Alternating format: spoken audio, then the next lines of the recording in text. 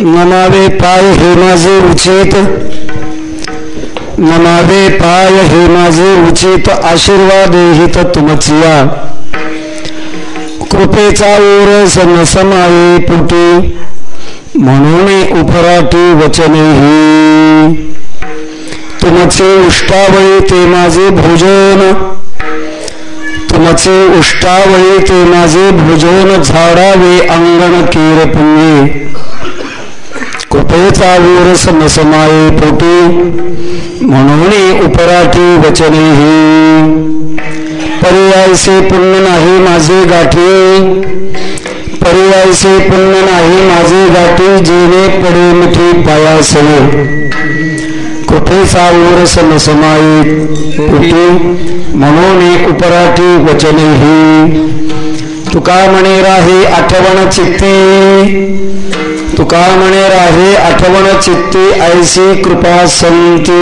केली तुम्ही, कृपेचा ओरस न समाये पोटी, म्हणून उपराटी वचनेही, पांडुरंगा करू प्रथम नमन, पांडुरंगा करू प्रथम नमन, पांडुरंगा करू प्रथम नमन, पांडुरंगा करू प्रथम नमन, चरणा संता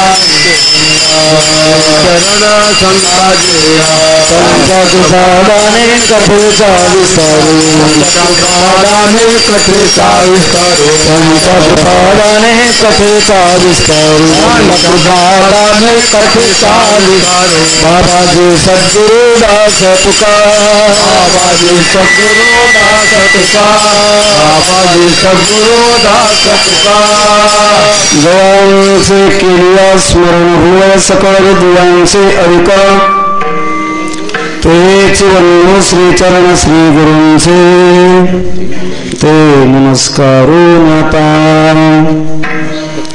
काय माझे वाणी मानेल संतांचे, रंजो चित्तासे आपुलिया, माझे वाणी तुझे वर्णे गुणनान, ऐसे देवी प्रेम काही कळा, मस्तक हे पायावरी, वार करी संतांचा,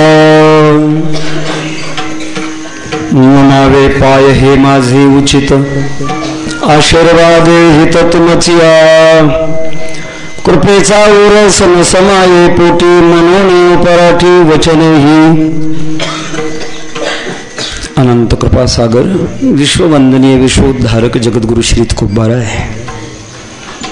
भगवान पंढरीरायाच्या महायोग पीठामध्ये समर्पण करण्याच्या दृष्टिकोनातून जगद्गुरु तुकोबारायांचा 5 चरणाचा बहुतेक ओळखीमध्ये नसणारा हा एक अभंग आहे.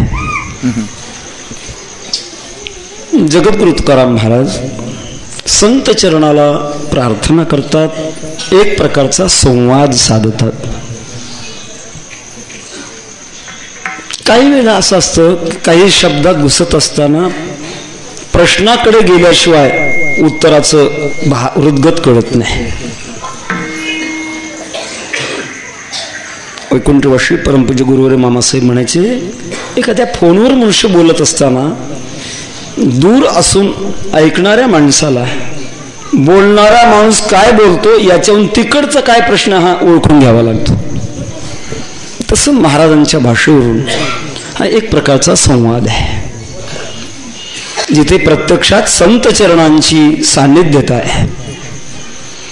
संतांनी कृपा केलेली आहे, संतांनी आशीर्वाद दिलेला आहे.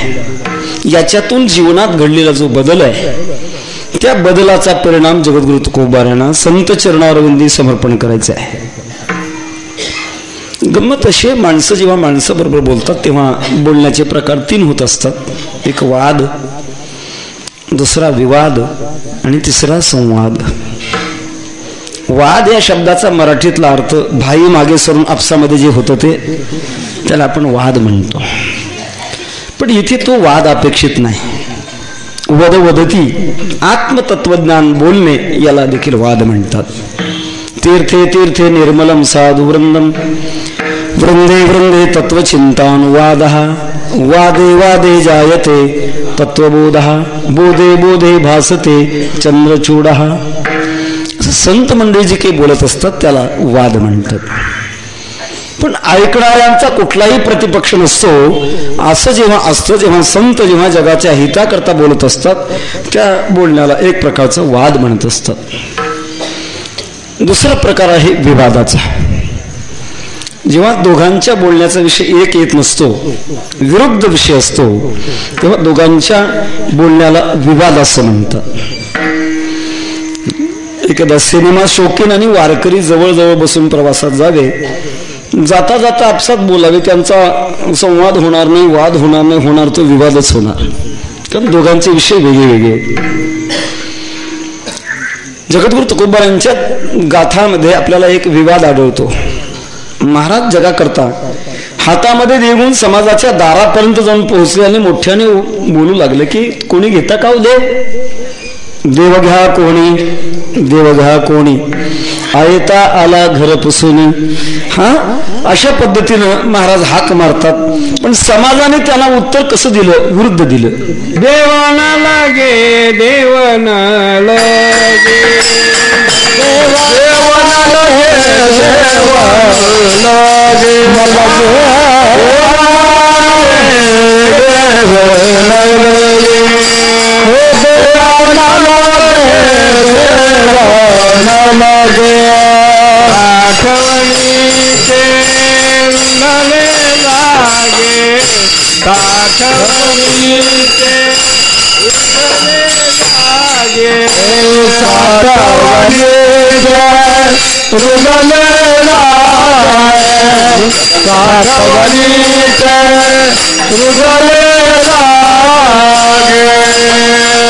आम्हाला देऊ नको हा विवाद आहे.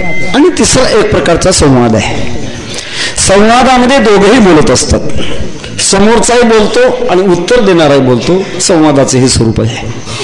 फरक एवढाच आहे, संसारातल्या संवादामध्ये बाकीच्यांनी भाग घेऊ नये आणि परमार्थातल्या संवादामध्ये मात्र सर्वांनी भाग घ्यावा.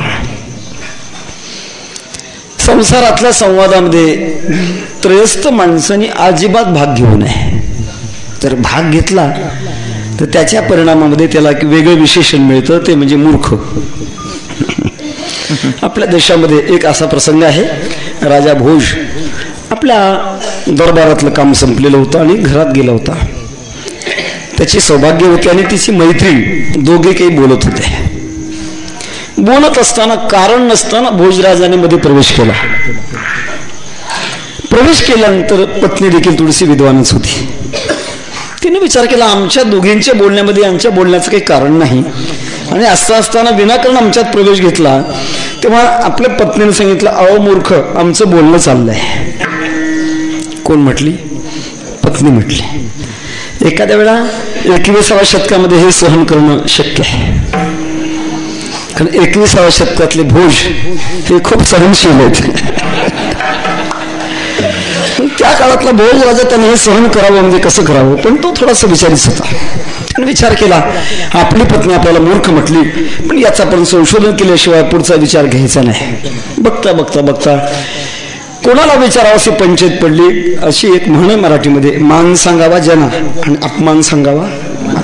कोणाला सांगावं? तो झुरत होता, ओता करता करता दरबार भरलेला होता आणि दरबारामध्ये कालिदास नावाचा एक महान विद्वान प्रवेश करत होता. प्रवेश करत असताना भोजराजाच्या लक्षात आलं, ही संधी आहे, आपल्या मूक प्रश्नाचं उत्तर मिळण्याची ही संधी आहे, आपण आता बोललं पाहिजे.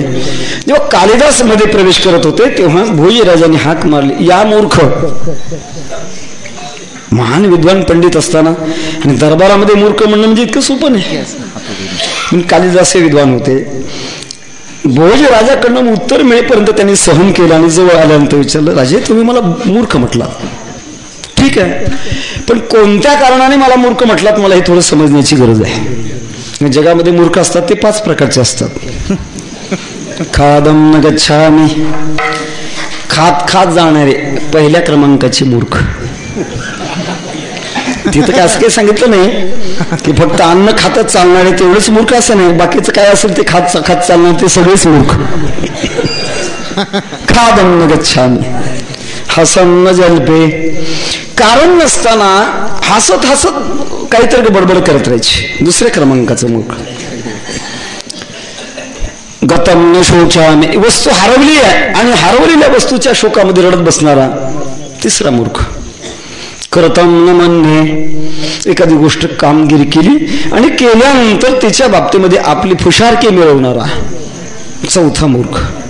आणि पाचवा मूर्ख असा आहे द्वाभ्याम तृतीयो न भवामी राजन किम कारणम भोज भवामी मूर्ख. दोन माणसं बोलत असताना मी कोणात प्रवेश केला नाही, मग असं असताना मी का बरं मूर्ख झालो.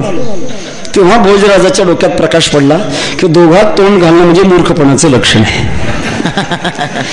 संसाराच्या दृष्टिकोनातून हा नियम आहे, पण परमार्थाच्या दृष्टिकोनातून मात्र जेव्हा परमार्थाच्या देवभक्ताचा संवाद असतो किंवा गुरु शिष्यांचा संवाद असतो, संत समाजाचा संवाद असतो, तेव्हा त्यामध्ये मात्र आवर्जून माणसाने भाग घ्यावा. आपल्याला कल्पना आहे श्रीमद भगवद्गीतेच्या प्रत्येक अध्यायाच्या शेवटी पुष्पिका आहे आणि प्रत्येक पुष्पिकेच्या शेवटी एक शब्द निश्चित आहे, श्रीकृष्णार्जुन संवादे असा शब्द प्रत्येकाच्या शेवटी. अर्थात या संवादामध्ये परमार्थाचा जो संवाद आहे त्या संवादाच्या बाबतीमध्ये आणि संत आणि समाज यांचा देखील संवाद होतो. असाच प्रसंग या अभंगातून आपल्याला आठवतो. जगद्गुरु तुकोबारायांचं नम्र जीवन आणि या नम्र जीवनाचा खुलासा होण्याकरता संतांनी त्याला प्रश्न केला असावा, महाराज तुम्ही तुमच्या जीवनामध्ये सर्वस्व सोडलं आणि आमच्या बाबतीमध्ये तुमच्या मनामध्ये काय अशा प्रकारचा निर्णय आहे. माणसामध्ये परस्पराचे निर्णय असतात. काही निर्णय अनुकूल असतात, काही निर्णय विरोधी असतात, काही निर्णय उदास असतात. अनुकूल निर्णय ज्यांचे हितसंबंध असतात त्यांचे एक परस्पराचे निर्णय अनुकूल असतात, ज्यांचे संबंध विरुद्ध असतात त्यांचे परस्पराचे निर्णय विरुद्ध असतात, आणि ज्यांचा कुठल्याही प्रकारचा संबंध नाही अशी जी माणसं असतात त्याच्याविषयी माणसाचा निर्णय उदास असतो. तर तुमचा माझ्या संतांच्या बाबतीमध्ये निर्णय कसा आहे, काय वाटतं तुमच्या तुम्हाला संतांच्या विषयात. आपल्या अंतःकरणातल्या निर्णयात्मक भावना जगद्गुरु तुकोबाराय अभंगाच्या पहिल्या चरणात प्रकट करतात. नमावे पाय हे माझे उचित, आशीर्वाद हित तुमकिया, आशीर्वाद हित तुमकिया, आशीर्वाद हित तुमकिया. नमावे पाय हे माझे उचित, आशीर्वाद हित तुमकिया, आशीर्वाद हित तुमकिया, आशीर्वाद हित तुमकिया. नमावे पाय हे माझे उचित, नमावे पाय हे माझे उचित, नमावे पाय हे माझे उचित, नमावे पाय हे माझे उचित, नमावे पाय हे माझे उचित, आशीर्वाद हित तुमकिया, आशीर्वाद हित तुमकिया, आशीर्वाद हित, आशीर्वाद हित तुमकिया. नमावे पाय हे माझे उचित, आशीर्वाद हित तुमकिया, आशीर्वाद हित तुमकिया, आशीर्वाद हित तुमकिया. माझं योग्य एवढंच आहे, मी तुमच्या चरणाला नमन करावं. नमन करण्यामध्ये काही भावना आहेत माणसाच्या, काही आगतिकत्वाचं नमन आणि काही प्रेमातलं नमन. आगतिकत्वाचं नमन म्हणजे नाईलाज म्हणून नमन करणं, ज्याला म्हणतात आगतिकत्वाचं नमन. एक सुभाषितामध्ये असं चिंतन आहे, एक दुर्जन मनुष्य आणि एक सज्जन मनुष्य दोघे बरोबर येऊ लागले. पहिला नमस्कार कोणाला करावा? सज्जनाला करावा का दुर्जनाला करावा? सुभाषितकार म्हणतात दुर्जनम प्रथमम वंदे सज्जनम तदनंतरम. मुख प्रक्षालनात पूर्वम गुद प्रक्षालनम यथा. अर्थ सांगायची गरजच नाही. सज्जनापेक्षा दुर्जनाला पहिल्यांदा नमस्कार करावा. तो काही प्रेमाचा नाही, आगतिक म्हणून, नाईलाज म्हणून. नमस्कार ही परस्पराच्या विषयात एक फार मोठी भावना प्रगट करणारी शक्ती आहे. काही वेळेला लहान माणसं थोर माणसाला नमस्कार करतात, काही वेळेला समान अधिकाराची माणसं परस्पराला नमस्कार करतात. आणि एक असाही प्रकार आहे की श्रेष्ठ माणसं कनिष्ठ माणसाला सुद्धा नमस्कार करतात. कुठल्याही व्यवहाराची सुरुवात माणसाची नमस्कारातून होत असते. पहिल्यांदा भेट झाली की पहिला जर उपचार कोणता असेल तर तो नमस्कार उपचार आहे. आणि नमस्काराच्या नंतर बाकीच्या सगळ्या गोष्टी. काही नमस्कार जे असतात ते कनिष्ठ कनिष्ठांना नमस्कार करतात. नमस्काराच्या पद्धती देखील जगातल्या संस्कृतीमध्ये भिन्न भिन्न पद्धतीच्या आहेत. त्या संस्कृतीतल्या नमस्कारामध्ये वेगळे वेगळे अर्थ आहेत. आपल्या भारतीय संस्कृतीमध्ये नमस्कार धर्माच्या क्षेत्रातून माणसं पुढे परस्पराबरोबर आली हात जोडतात, राम राम म्हणतात, कुणी जय हरी म्हणतात, कुणी जय गोपाल म्हणतात, कुणी राधे राधे म्हणतात, देवाचं नाम चिंतन करतात. पण नमस्कार करत असताना हात पुढे जोडतात. त्याचा भाव असा आहे की हा आपला नमस्कार जो आहे तो हृदयस्थ असणाऱ्या भगवान परमात्म्याला नमस्कार, असं त्याच्यातला एक भाव आहे. काही वेळा काही नमस्कार करण्याची पद्धती अशी आहे, विशिष्ट पद्धतीने उभं राहून कपाळावर उलटा हात घेणं आणि नमस्कार करण्याची एक पद्धती आहे. आता त्याच्यातला भाव आपल्याला काही कळता येत नाही. याच्यापेक्षा मी एक विचित्र नमस्कार ऐकला की जपानची माणसं जेव्हा परस्पराच्या समोर येतात आणि त्यांची नमस्कार करण्याची पद्धती अशी आहे की एकमेकाला दात दाखवायचे आणि एकमेकाच्या पाठीला पाठ लावायची, झाला नमस्कार. तर त्या नमस्कारामध्ये काय अर्थ आपण काय करू शकू? जगातल्या नमस्काराच्या पद्धती वेगळ्या वेगळ्या आहेत. वारकरी संप्रदायातला नमस्कार असा आहे, प्रथम भेटी आलिंगन मग चरण वंदावे.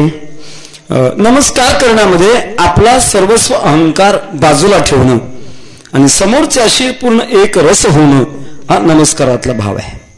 हिंदू संस्कृतीतल्या सर्व प्रेरणेतल्या तत्वामध्ये दोन तत्व अत्यंत उज्ज्वल आहेत. त्याचा अर्थ बाकीची उज्ज्वल आहेत असं नाही.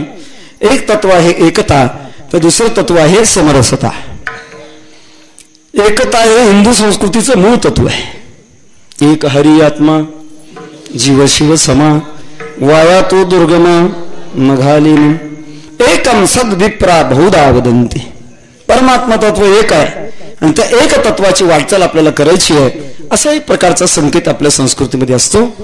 जेव्हा आपण एखाद्या मंदिराकडे पाहतो, मंदिराची रचना सुद्धा आपल्याला एकत्व शिकवते. आपण मंदिराच्या पायामध्ये असणारी जी दगड आहेत ती दगड मोजू शकत नाहीत, पण निश्चित एकापेक्षा कितीतरी दगड मध्ये पडलेली असतात. त्याच्यानंतर गाभाऱ्याकरता जी दगड रचलेली असतात ती सुद्धा एका संख्येपेक्षा कितीतरी असतात.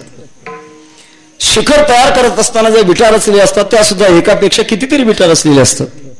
पण सर्वाच्या ऊर्ध्वभागी ज्याला आपण कळस म्हणतो, त्या कळसाचे टोक मात्र आपल्या संस्कृतीमध्ये एकच असतं, दुसरं टोक नसतंच. किंवा मंदिर आपल्याला सांगतं की खाली जरी किती विस्तार असला तर उच्च स्थितीमध्ये मात्र एकताच आहे.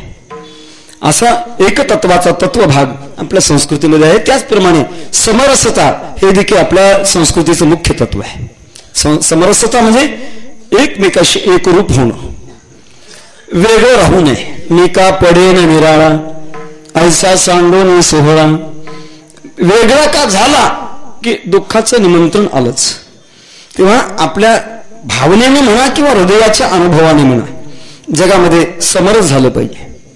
कैसा समरस झालो तुझं माझी सामावलं, मी समरस झालो, हे परमात्मा तुमच्या स्वरूपामध्ये मी समाविष्ट झालो.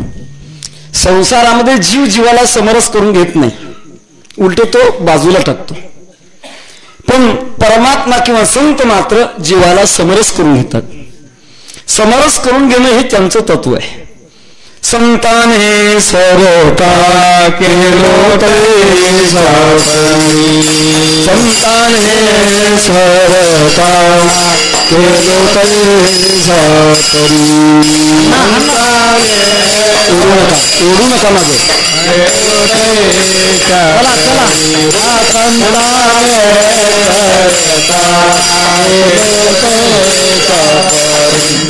चंदनी तो मोरी या पियली, चंदनी तो मोरी या पियला, चंदनी ते मोरी या पियली, चंदनात मोरी या पियला.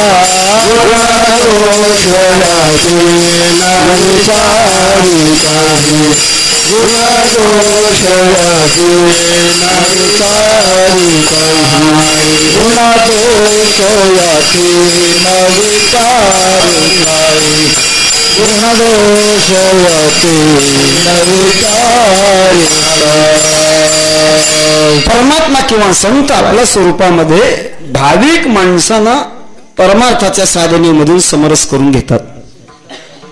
तेव्हा समरस करण्याकरता प्रथमतः जेव्हा समरसता प्राप्त होत असते तेव्हा त्याच्या परिणामामध्ये जो संताशी समरस झालेला आहे त्याची वृत्ती मात्र नम्र बनत असते. वृत्ती नम्र होण्याकरता काही वेळेला प्रभाव तरी पडावा. समोरच्या माणसाचा प्रभाव पडला की माणूस नम्र होतो, किंवा अंतःकरणामध्ये जगाविषयी एक वेगळ्या पद्धतीच्या भावना असल्या तरी मनुष्य नम्र होतो. नम्र होत असताना भौतिक दृष्टिकोन, दैवी दृष्टिकोन आणि आध्यात्मिक दृष्टिकोन तिन्ही गोष्टीचा जर विचार केला तर तिन्ही दृष्टिकोनातून मनुष्य नम्र होऊ शकतो. संसारामध्ये भौतिक दृष्टिकोनातून नम्र होण्याचे जे प्रकार आहे ते आपण थोडंसं त्याचा आपण समाचार घेतलेलाच आहे. त्यातल्या त्यात वयाने लहान असणारा, त्याने वयाने थोर असणाऱ्या माणसाशी नमस्कार केला पाहिजे, एक शिष्टाचार आहे.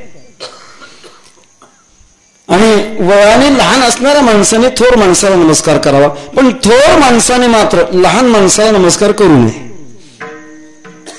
धर्माचा दृष्टिकोन असा आहे, जर थोर माणसाने लहान माणसाला जर नमस्कार केला तर लहान माणसाचं काही आयुष्य कमी होतं. त्याच्याकरता थोराने लहानाला नमस्कार करू नये. भौतिक पद्धतीमध्ये काही भौतिक दृष्टिकोनात नमस्कार करावा का न करावा या दृष्टिकोनात वेगळे वेगळे भाव असतात. कारण नमस्कार करण्याचा उचितपणा धर्माच्या दृष्टिकोनातून काही वेळेला बदलू शकतो. एक छोटासा प्रसंग सांगण्यासारखा आहे. आपल्या संस्कृतीमध्ये पाणी ग्रहण विधी करत असताना आणि वशिष्ठ अरुंधतीचा तारा दाखवण्याची पद्धत आहे. आता पद्धत आहे म्हणून का पद्धत होती म्हणून, कारण गोरज मुहूर्तावरची लग्न आता बहुतेक कमी आहेत, सगळी दुपारचीच आहेत. तेव्हा लग्न झाल्यानंतर आपले पुरोहित मंडपाच्या बाहेरून आकाशातला वशिष्ठ अरुंधतीचा तारा दाखवायची. त्याचा मुख्य उद्देश असा असायचा की तुम्ही आता गृहस्थाश्रमामध्ये प्रवेश करत आहात आणि गृहस्थाश्रमामध्ये प्रवेश करत असताना जगामध्ये आदर्श गृहस्थाश्रम ज्यांचा झाला ते वशिष्ठ आणि अरुंधती यांच्यासारख्या मर्यादेने आपण गृहस्थाश्रम स्वीकारा, हा त्याचा संकेत आहे. वशिष्ठ आणि अरुंधती यांच्या गृहस्थाश्रमाच्या बाबतीमध्ये छोटंसं सांगता येण्यासारखं आहे की जेव्हा वशिष्ठ हे वयात आले आणि अरुंधती देखील वयात आली, अरुंधतीचे वडील आणि वशिष्ठांना पाहण्याकरता अरुंधतीला घेऊन आले. असा एक काळ होता म्हणतात की त्या काळामध्ये स्त्रियाच आपल्या पतीला निवड करत होत्या. त्याला स्वयंवर म्हणण्याची पद्धती होती. द्रौपदी स्वयंवर, रुक्मिणी स्वयंवर, सीता स्वयंवर आदी करून त्यांनीच पतीचं निवड करायची. पण या दृष्टिकोनातून अरुंधतीला वशिष्ठांना दाखवण्याकरता घेऊन आले. दोघेच आले होते. आता अलीकडे मुलाला पाहण्याकरता किती पाहुणे येतात, सध्या फॅशन बनली आहे. जितके अधिक पाहुणे आले समजायचं जास्त कोण मोठं दिसतंय. ज्याच्या घरी येतात त्याचं कंबरच मोडलं पाहिजे. तेव्हा हे अरुंधती आणि अरुंधतीचे वडील दोघेच आले. वशिष्ठाने पाहिलं आणि पाहिल्यानंतर विचार केला, हे दोघे आपल्या आश्रमाला आलेले. पहिला उपचार आहे आसन देणं.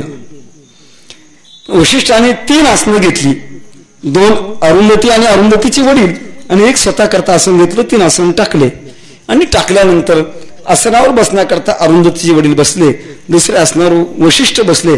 पण तिसऱ्या आसनावर बसत असताना अरुंधती माता आणि एक प्रकारच्या धर्माच्या उचिततेचा विचार करू लागली, मी या आसनावर बसावं की न बसावं, कारण मी यांना माझ्या जीवनाचे स्वामी ठरवलंय आणि यांच्या आसनावर जर मी बसावं तर पतीची सेवा घेण्याचा एक प्रकारचा अपराध माझ्याकडून होईल, मी बसणं बरोबर नाही. नाही बसावं तर एक मूक प्रकारची आज्ञा त्यांनी मला केलेली आहे, तो आज्ञेचा भंग होईल. एकीकडून आज्ञा भंग होतो तर दुसरीकडून सेवा घेण्याचा देखील दोष येतो. मोठ्या विचारामध्ये पडलाय. आता अलीकडच्या अरुंधती अशा विचारात पडायचं कारणच नाही, त्याविषयी मला काही जास्त बोलायचंही नाही. अरुंधती विचारात पडला, आता काय करू, बसू का नाही बसू. पण अत्यंत औचित्याचा विचार त्यांच्या अंतःकरणामध्ये घुसपरला. आसनावर न बसताना जवळ बसल्या आणि आपला उजवा हात आसनावर ठेवला. संकेत असा केला की मी आसनावर का बसत नाही त्याचं कारण तुमची सेवा मी घेऊ शकत नाही, आणि उजवा हात का ठेवला, तुमची आज्ञा मोडू शकत नाही म्हणून उजवा हात ठेवला. असा उचितपणाचा जो मध्यभाग असतो तो उचितपणाचा मध्यभाग माणसाला साजावा लागत असतो. धर्मदृष्टिकोनातला उचितपणा आहे, तर काही वेळेला भौतिक दृष्टिकोनातून काय योग्य आहे हे आपल्याला विचारात घ्यावं लागत असतं. रामायणातला प्रसंग आहे, सर्वांना माहित असणारा प्रसंग आहे. जेव्हा भगवती सीता माता राजा जनकाच्या घरी कन्या अवस्थेमध्ये होत्या आणि कन्या अवस्थेमध्ये असताना एक भगवान शंकराच्या प्रसादाने एक शिवधनुष्य राजा जनकाला प्राप्त झालेलं होतं. ज्या घरामध्ये ते धनुष्य ठेवलेलं होतं त्या घराचं सारवण करत असताना दासी सारवण करायच्या, पण ते धनुष्य उचलण्याकरता कित्येक माणसं लागायची, तेव्हा ते उचललं जायचं. परिणामातः त्या धनुष्याच्या खालची जागा सारवायची तशीच राहायची आणि सगळे सारवणारे जे होते ते धनुष्याला सोडून बाजूला सारवत होते. एके दिवशी भगवती सीता माता आणि घराचं सारवण करण्याकरता कौतुकाने सारवण करू लागल्या. करता करता जेव्हा धनुष्यबाणाच्या जवळ आल्या आणि आल्यानंतर भगवती सीता मातेने डाव्या हाताने धनुष्यबाण उचललं आणि खालचं सारवून घेतलं. राजा जनकाने पाहिलं, आदिशक्ती जन्माला आलेली दिसते. जिथं हजारो माणसाला ते शिवधनुष्य उचलता येत नाही, ते डाव्या हाताने वर उचललं त्या अर्थी नक्की ही आदिशक्ती आहे. आणि मग हिच्या पतित्वा करता देखील जो कोणी शिवधनुष्य उचलेल आणि शिवधनुष्याला बाण लावेल तोच हिचा मालक होईल, असं ठरवलं गेलं. आपल्याला कल्पना आहे सगळं. जेव्हा भगवान प्रभू रामचंद्र, लक्ष्मणजी आणि वशिष्ठ ऋषी राजा जनकाच्या नगरीला आले, स्वयंवराकरता सगळी गर्दी जमा झालेली होती. अशा वेळेला ते धनुष्य उचलण्याकरता कोणी पुढे होईना, रावण पुढे झाला म्हणतात, त्याची फजिती झाली हे आपल्याला सगळं माहित आहे. कोणी उचलत नव्हतं. तेव्हा राजा जनक उभे राहिले. काय झालं, सध्या जगामध्ये एखादा एक क्षत्रिय उरला नाही का, असं भयानक आव्हान केल्यानंतर मात्र वशिष्ठाने श्रीराम प्रभूंना संकेत केला, रामा उठा. जेव्हा भगवान प्रभू रामचंद्र उठले आणि उठल्यानंतर सहजरीने डाव्या हाताने ते धनुष्य उचललं, त्याला बाण लावल्याबरोबर कानाडी ओढल्याबरोबर कडकडकड आवाज झाला आणि धनुष्य भंग झाला. धनुष्य भंग झाल्यानंतर भगवती सीता मातेने गळ्यामध्ये माळ घातली. आता ते माळ घातल्याचं सुद्धा प्रकरण असं की भगवती सीता माता उंचीने लहान होत्या, भगवान प्रभू चंद्रपूर उंच होते. माळ घालण्याकरता हातामध्ये माळ घेतलेली होती. प्रभू रामचंद्रांच्या डोक्यापर्यंत हात पोहोचत नव्हता. आणि मग भगवान प्रभू रामचंद्रांना असं कोरं पडलं, खाली वाकावं तर लोक आत्ताच निंदा करतील, बायकोच्या पुढे अगोदरच वाकला. मग नाही वाकावं तर भगवती सीता मातेला माळ घालायला अवघड आहे. तेव्हा लक्ष्मणजीने एक हुशारी केली, ताबडतोब जाऊन भगवान प्रभू रामचंद्राच्या पायावर डोकं ठेवलं. पायावर डोकं ठेवल्याबरोबर भगवान प्रभू रामचंद्र खाली वाकले आणि वाकले ते भगवती सीता मातेने गळ्यात माळ टाकली. आता गळ्यात माळ टाकल्यानंतर पायाचं दर्शन घेणं आवश्यक आहे, पण भगवती सीता माता मात्र प्रभू रामचंद्रांच्या पायाचं दर्शन घेईनात. लोक आश्चर्यामध्ये पडले. माळ घातल्यानंतर पायाचं दर्शन घेतलं पाहिजे, आता काही दर्शन घेत नाहीत. भगवती सीता मातेच्या मैत्रिणी पुन्हा पुन्हा सांगू लागल्या, दर्शन घे दर्शन घे, पण भगवती सीता माता दर्शन घेतच नव्हते. शेवटी एका जीवलग मैत्रिणीने विचारलं, दर्शन घ्यावं लागतं, ते आता जीवन स्वामी झाले आणि तू दर्शन घेत नाही, याचं काय कारण आहे. भगवती सीता मातेने सांगितलं दर्शन घेण्याचं एकच न घेण्याचं एकच कारण आहे, यांच्या पायाचा महिमा मी ऐकलाय. शिवाय होती मनुष्य झाली, यांच्या चरणाचा प्रताप आहे की चरणाला जी धूळ लागली आणि ती जर धूळ एखाद्या दगडाला लागली तर दगडाची स्त्री बनते. मैत्रिणीला सीता माता सांगू लागल्या मी हे ऐकलंय. दर्शन न घेण्याचं एकच कारण आहे, माझ्या डोक्यावर जो मुकुट आहे त्या मुकुटामध्ये बरेच हिरे मडवलेले आहेत. हिरे म्हणजे एक प्रकारचा पाषाणच आहे. तेव्हा ज्यांच्या चरणात असं सामर्थ्य आहे, चरणाचा स्पर्श झाला की दगडाची स्त्री बनते. माझ्या मुकुटात तर किती हिरे आहेत, आणि तेवढ्या स्त्रिया झाल्या आणि तेवढ्या सवती झाल्या तर मी काय करू. ज्या उत्तम कुळीची होती गुण लावण्यात ती आणि किती नसहा ती सुदैवपणे, मग मला सवती प्राप्त होते याच्या करता मी दर्शन घेत नाही. दृष्टिकोन कोणता? हा भौतिक औचित्याचा दृष्टिकोन आहे, धार्मिक औचित्याचा दृष्टिकोन आहे. तेव्हा दर्शन घेण्याच्या बाबतीमध्ये अनेक प्रकार असे घेतले जातात. तर भौतिक दृष्टिकोन आहे, दैवी दृष्टिकोन आहे. जेव्हा दैवी प्रभाव निर्माण होतो तो दैवी प्रभाव निर्माण झाल्यानंतर नमस्कारामध्ये खूप वाढ होते. भक्तश्रेष्ठ अर्जुनांच्या जीवनातला आपल्याला प्रसंग लक्षात येण्यासारखं 11व्या अध्यायामध्ये जेव्हा भगवान कृष्ण परमात्म्याने विश्वरूप दाखवलं आणि दाखवल्यानंतर मग मात्र अर्जुनांच्या अंतःकरणामध्ये प्रभाव निर्माण झाला आणि मग अर्जुन म्हणतात नम पुरस्तात् दत्तपृष्ठतस्ते नमोस्तुते सर्वत एव सर्व. तेव्हा पुन्हा पुन्हा पुढती पुढती नमस्ते नमस्ते हे पुन्हा पुन्हा नमस्कार, पुन्हा पुन्हा नमस्कार. का? अगोदर भगवान कृष्ण नव्हते का? पण कृष्ण परमात्म्याच्या विशेष स्वरूपाला पाहिलं आणि पाहिल्यानंतर त्याचा जो प्रभाव अंतःकरणामध्ये निर्माण झाल्यानंतर पुन्हा नमस्काराला सुरुवात झाली. मलाही म्हणायचं दैवी दृष्टिकोनातून आणि आध्यात्मिक दृष्टिकोनातून जर पाहिलं तर नमस्काराच्या बाबतीमध्ये जो आपण धर्मक्षेत्राची मर्यादा पाहिली की मोठ्या माणसाने छोट्याला नमस्कार करू नये, पण आध्यात्मिक दृष्टिकोनातून मात्र तो कोणी जरी असला तरी त्याला नमस्कार करण्याची पद्धत आहे. वंदीना मे भूते वंदीना मे भूते वंदीना मे भूते वंदीना मे भूते आतावरी समस्ते आतावरी समस्ते आता अवधी समस्ते आता अवधी समस्ते. तुमचे करेन भावना पदोपदी नारायण, जिकडं बघावं तिकडं तुम्ही आहात या दृष्टिकोनातून मी नमस्कार करेन. कौवायमग्नि सलिलं महिंच ज्योतिष सर्वाणि दिशो द्रुमागिं सरित् समुद्रांश हरे शरीरं यत्किंच भूतं प्रणमोदनन्यः. हा नमस्कार आहे, हा आध्यात्मिक दृष्टिकोनातला नमस्कार आहे. जगद्गुरु तुकोबाराय म्हणतात हे संत सज्जन हो, माझ्या अंतःकरणामध्ये तुमच्या विषयीचा निर्णय आहे तो निर्णय एवढा राहिला आहे की नमावे पाय हे माझे उचित, तुमच्या पायावर फक्त नमस्कार करावा एवढंच मला माझ्या दृष्टिकोनातून योग्य वाटते. आणि हा योग्यपणा भौतिक दृष्टीचा आहे, दैवी दृष्टीचा आहे आणि त्याबरोबरच आध्यात्मिक दृष्टीचा सुद्धा आहे. तिन्ही दृष्टिकोनातून जर पाहिलं तर संतांना नमस्कार करणं हे योग्य आहे. आणि त्या योग्य असण्याच्या कारणामागे पाठीमागे हे दृष्टिकोन जर योग्य असले तरी मी माझ्या जीवनामधला माझा प्रसंग सांगतो. मी तुम्हाला नमस्कार करतो तिन्ही दृष्टिकोनातून जसा करतो तसं आणखीन एक महत्वाचं कारण आहे. आशीर्वाद हे तर तुम्हाचे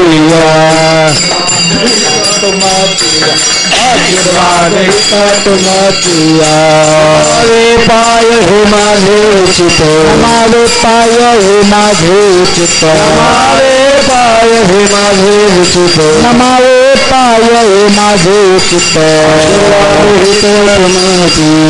आशीर्वाद हित तुमचिया आशीर्वाद हित तुमचिया. एक कारण आहे की तुमच्या आशीर्वादाने माझं हित होतं.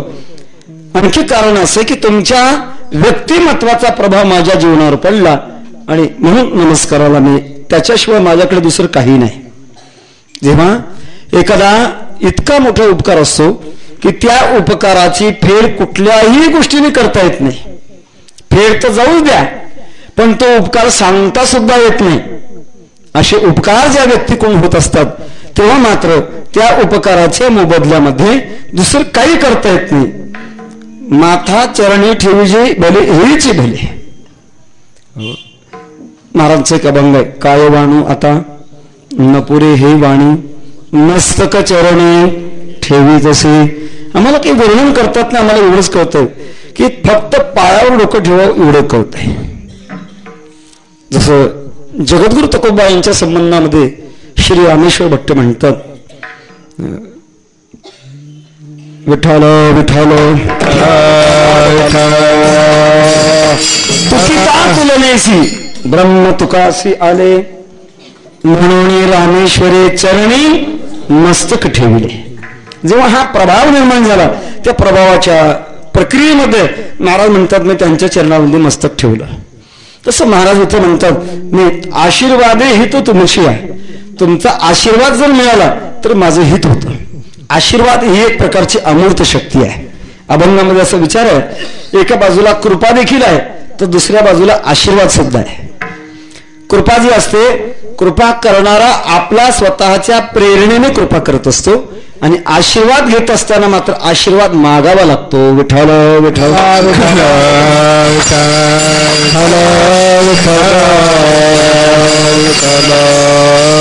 वास्तविक मी हे सगळं अल्पबुद्धीने थोडंसं बोलण्याचं धाडस करते. या ठिकाणी बडवे काकासारखे बडी बडी मंडळी आहेत. त्याचप्रमाणे ज्या ठिकाणी आम्ही 3 चातुर्मास काही ज्ञानाचे कण वेचले आणि त्याच ठिकाणच्या गादीवर हे बोलायचं म्हणजे धाडस करण्याचं एक कारण की काही ठिकाणी असा काही पुरावा वाटतो. कृपा ही आपण होऊन केली जाते आणि आशीर्वाद मिळवल्या प्रकारची शक्ती मिळली जाते. दोन्ही शक्तीच आहेत, पण दोन्ही शक्तीमध्ये मात्र एक अमूर्त अशा प्रकारची शक्ती आहे. अमूर्त शक्ती असते हे सर्वसामान्य नास्तिक माणसाला पटत नाही. पण गंमत अशी आहे की बऱ्याचशा शक्ती अशा आहेत की ते अमूर्त आहेत, पण त्या अमूर्त शक्ती कार्य करतात. विज्ञानाच्या क्षेत्रामध्ये आपण पाहतो, एखादा लोहचुंबक आहे आणि लोखंडाचा तुकडा जवळ जर आला तर लोहचुंबक त्या लोखंडाच्या तुकड्याला खिचतो. ती शक्ती दिसत नाही, पण मात्र शक्ती मानावी लागते. किंवा एखाद्या वेळेला आपण वीज पाहतो, वीज शक्ती दिसत नाही पण मात्र ती मानावी लागते. आशीर्वाद ही शक्ती मानावी लागते. जुन्या काळामध्ये दृष्ट ही एक प्रकारचा प्रकार मानला जायचा. एखादा मुलगा गोंडस असावा, चांगले कपडे घालावे, दागिने घालावे आणि त्याला समाजामध्ये घेऊन फिरवून यावं. घरी आला की त्याचं अंग गरम व्हावं, त्याने कुरकुर करावी. मग घरातली आजीबाई म्हणते बाळाला दृष्ट लागली. ती दृष्ट उतरायची, मग मीठ मिरच्या त्याच्यावर उतरतात आणि चुलीमध्ये टाकतात. आता गॅसमध्ये म्हणा कशामध्ये ते विस्तवा टाकतात आणि टाकल्यानंतर खऱ्या अर्थानं खरी जर दृष्ट लागलेली असेल तर त्या मिठाचा आवाज तडतड होत नाही, मिरच्या सुद्धा तडतड करत नाही, त्याचा ठसकाही उठत नाही. आणि दृष्ट जर नसेल मग टाकून बघा काय होतं ते. एक प्रकारची दृष्ट नावाची सुद्धा शक्ती आहे आणि दृष्ट नावाच्या शक्तीला साधू संतांनी सुद्धा मान्यता दिलेली आहे. ज्ञानोबराय अर्जुनाच्या प्रेमाच्या बाबतीमध्ये बोलत असताना बोलतात, तयाचे दिठीचा जणे कलंक लागेल तुझ्या प्रेमा. हे अर्जुना काय प्रेम आहे तुझं. हे प्रेम जया सोहंभाव अटक मोक्ष सुखा लागो निरंक तयाचे दिठीचा जणे कलंक लागेल तुझ्या. जे सोहंभावामध्ये पारंगत आहे. आणि अर्जुना तुमचं आणि भगवान कृष्ण परमात्म्याचं जर प्रेम पाहिलं तर अशा महापुरुषाची तुमच्या प्रेमावर दृष्ट लागेल. अर्थात ज्ञानोबरांना सुद्धा दृष्ट हा प्रकार मान्य आहे. जगद्गुरु तुकोबरांना सुद्धा दृष्ट हा प्रकार मान्य आहे. महाराजांना प्रश्न विचारला, महाराज देहूमध्ये झोपून उठल्याबरोबर तुम्ही हातामध्ये विणा घेता आणि कुठला तरी भंडारा, भामचंद्र, घोरडा 3 डोंगरापैकी कुठेतरी भजन करण्याकरता तुम्ही जाता. देहू गावामध्ये भजन होत नाही का? तेव्हा त्याचं उत्तर तुकोबार सांगतात, याजसाठी वनांतरा जातो सांडोनिया घरा माझे विठावे प्रेम माझे विठावेल प्रेम माझे विठावेल प्रेम माझे विठावेल प्रेम विठावेल प्रेम माझे विठावेल प्रेम माझे विठावेल झालेला प्रेमा माझे झालेला प्रेमा बुद्धी होईल निका बुद्धी होईल निका माझे झालेला प्रेमा माझे बिचारलेला प्रेमा बुद्धी होईल निकाल बुद्धी होईल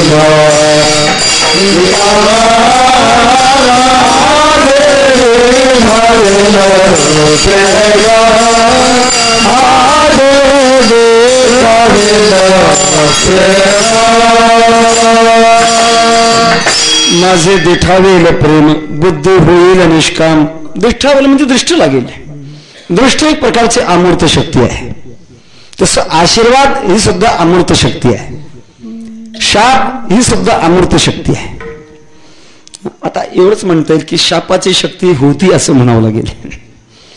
त्याचं कारण आहे एका शास्त्रकाराने सांगितलं. आता सध्या का शाप कोणाला देता येत नाही त्याचं कारण आहे शाप देणाऱ्याचं सामर्थ्य संपत चाललेलं आहे. जिव्हा दग्धा पराण्येन हस्तो दग्धो प्रतिग्रहात परस्त्री पश्यतो मनोदग्धम कुतशापम कलयुगे. कलयुगामध्ये शाप देण्याची सामर्थ्य राहिलं नाही म्हणतात. पण एक सामर्थ्य असं की त्याचं नाव एखाद्याचं वाटोळं आपण शास्त्रामध्ये पुराणामध्ये पुष्कळ असे प्रसंग ऐकतो की शाप दिल्यानंतर त्यांच्यात विकृती निर्माण झाली. एक शाप नावाची शक्ती आहे. त्याचप्रमाणे आशीर्वाद नावाची एक शक्तीच आहे. जेव्हा अनुकूलता होईल असा मनाने संकल्प जर केला तर त्या मनाच्या संकल्पामध्ये ज्याचं चांगलं होईल ज्याला आशीर्वाद दिला जातो त्याचं चांगलंच होतं. ही चांगली होण्याची प्रक्रिया ज्यामुळे घडत असते त्याचं नाव आहे आशीर्वाद. मात्र आशीर्वाद देत असताना मात्र देणाऱ्याच्या जीवनामध्ये शक्ती पाहिजे. शक्तिपात करण्याची इच्छा पाहिजे आणि प्रसंगामध्ये त्यांनी शक्ती दिली पाहिजे. तेव्हा अशा गोष्टीनं जेव्हा संत मंडळी आशीर्वाद देतात कारण संतांच्याकडे मोठी शक्ती जर कोणती असेल आशीर्वादे ही तत्वमचिया त्यांच्याकडे एक मोठी आशीर्वाद शक्ती असते आणि त्या आशीर्वादाने आमच्या जीवनातलं संपूर्ण कल्याण होणार आहे. याच्याकरता मला असं वाटतंय नमावे पाय हे माझे उचित आशीर्वादे ही तत्वमचिया. प्रसन्न मनाने बोलणं याचं नाव आहे आशीर्वाद. थोडासा महाभारतातला प्रसंग आहे. पूज्य गुरुवरे बाबा महाराज सांगायचे थोडस आठवलं म्हणून सांगून जातो. भारतीय युद्धाचा 9वा दिवस संपलेला होता. रात्र झालेली होती. दुर्योधन भीष्माचार्यांच्या महालामध्ये गेला. नमस्कार करून काही निवेदन मांडू लागला. सांगितलं आचार्य एक बोलावं वाटतं स्पष्ट बोलावं असं वाटतं. तुम्ही आमच्या पक्षात राहता प्रेम मात्र पांडवाच्या पक्षावर करता. एक मराठीमध्ये म्हणे खायचं कण गेला आणि गायचं हिरलेला. आमच्याकडे राहता पण प्रेम मात्र पांडवावर करता. ज्या अर्थी 9 दिवस झाले 9 दिवसामध्ये एकही पांडव गेला नाही आणि आमच्याकडचे डझनच्या डझन गेले. त्याचा अर्थ काय करायचा. तुम्ही आमच्या फक्त पक्षामध्ये राहता आणि प्रेम मात्र पांडवावर करता. जसं सध्याच्या लोकशाहीमध्ये काही मतदार एखाद्या उमेदवाराचा चहा पितात, दुसऱ्याचे पोहे खातात, तिसऱ्याच्या घरी भोजन करतात, चौथ्याच्या गाडीत बसतात, 5व्याचा प्रचार करतात, 6व्याला मत देऊन मुख होतात. कोणाचा कोणाला मिळू लागत नाही. असं असावं. तसं तुम्ही फक्त आमच्याकडे राहता पण प्रेम मात्र पांडवावर करता. खोचक बोलण्याचा परिणाम भीष्माचार्याच्या अंतःकरणाला लागलं आणि सांगितलं दुर्योधन म्हणणं काय म्हणजे एकही पांडव जाऊ नये. शेवटी भीष्माचार्याने सांगितलं दुर्योधना उद्या सूर्यास्तापर्यंत एक तरी पांडव धराशायी पाडीन किंवा मी तरी पडेल. भीष्म प्रतिज्ञा. म्हणता म्हणता जिकडे तिकडे ती पोहोचली आणि पोहोचल्यानंतर धर्मराजाकडे भगवान परमात्मा सहज गेले. पाहतात तो धर्मराजा चिंतातूर होते. भावी चिंता ज्याला म्हणतात. उद्या कसा दिवस उगवतो कोण जाणे. आमच्या 5मध्ये धनुर्विद्येमध्ये निष्णात अर्जुनच. अर्जुनाचं उद्या काय होते तो नष्टोक अशा चिंतेमध्ये धर्मराज होते. त्यांचं सांत्वन करण्याकरता भगवान कृष्ण परमात्म्याने सांत्वन केलं. भीम अर्जुन नकुल सहदेव सर्वांचं सांत्वन केलं.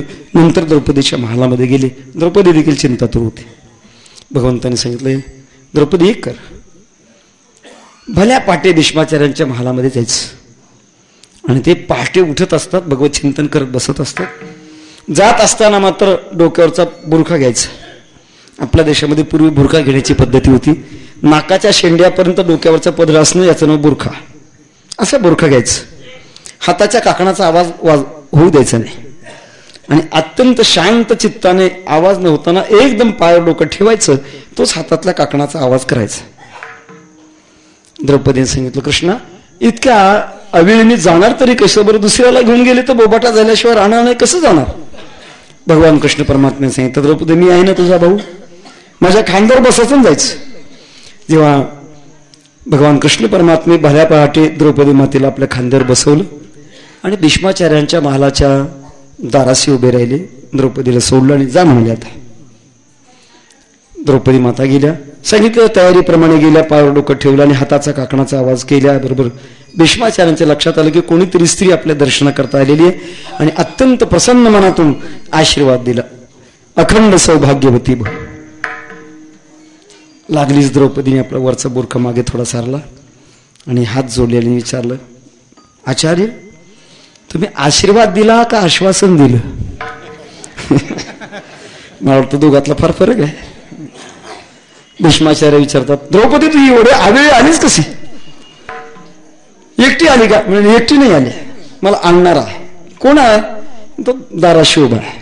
भीष्माचार्यांच्या लक्षात आलं, सांगितलं, द्रौपदी काळजी करू नकोस, मी दिलेला जो आशीर्वाद होतो निश्चित तसाच होणार आहे.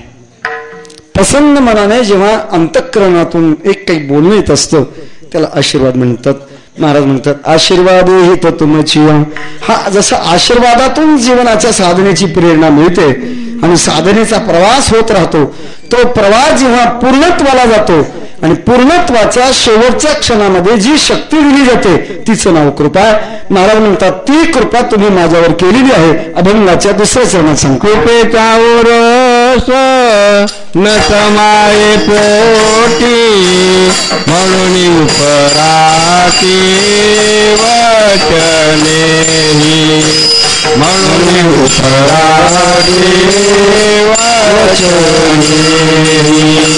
कृपेचा उरस न समाये पोटी, म्हणून उपराती वचने,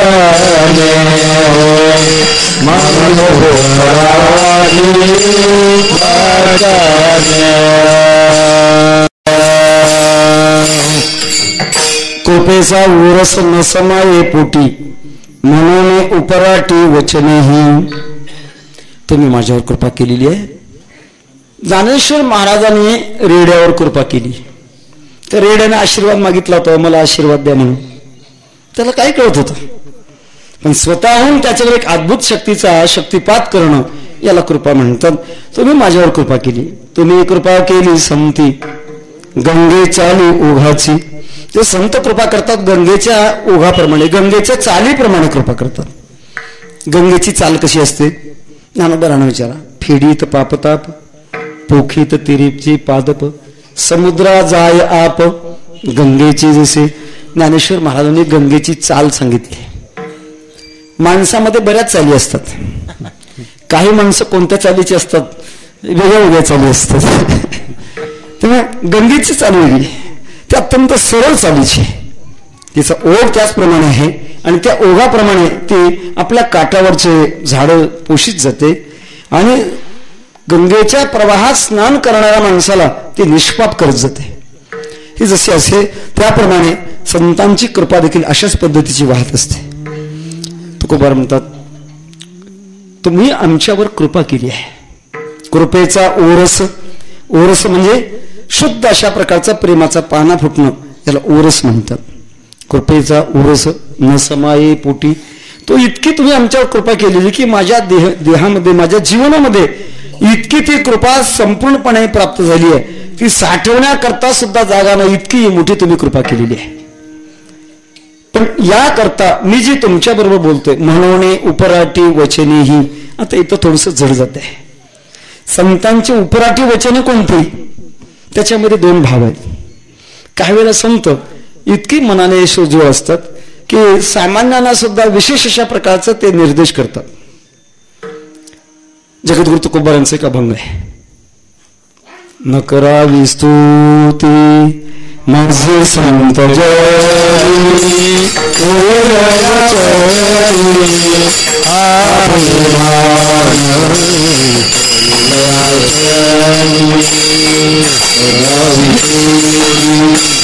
माझे संत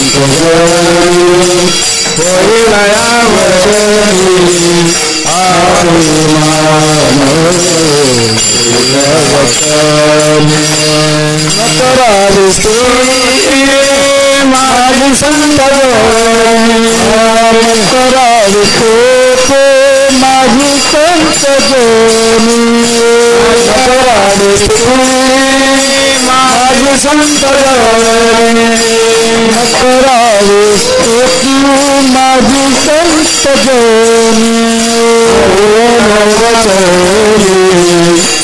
अभिमान